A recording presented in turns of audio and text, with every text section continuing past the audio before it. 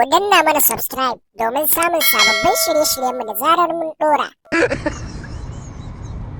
Jaji gaskiya haɗin nan daki da yau ya min kin iya abinci sosai. Na gode ma kwastoma.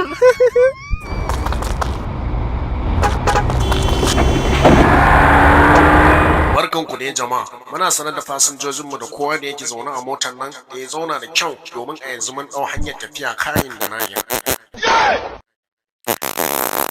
Yake faruwa da ciki na da wai kai.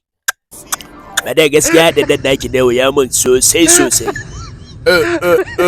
Direba da Allah ya tsaya ciki na ba lafiya.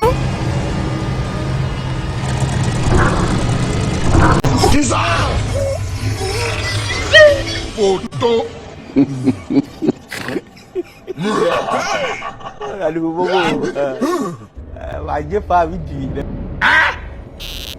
To jama'a halin da ake ciki yanzu mun kusa isowa inda muka sa a gaba za mu. Kowa ya sa takalmansa sannan kuma ya tanaji kuɗinsa da zai bamu idan ya don wallahi babu wanda ne sauka sai ya biya.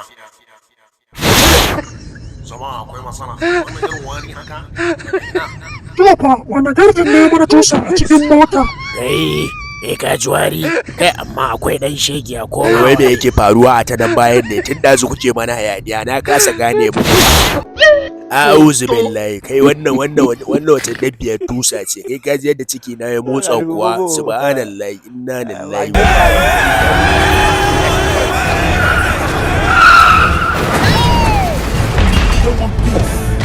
I want problems always.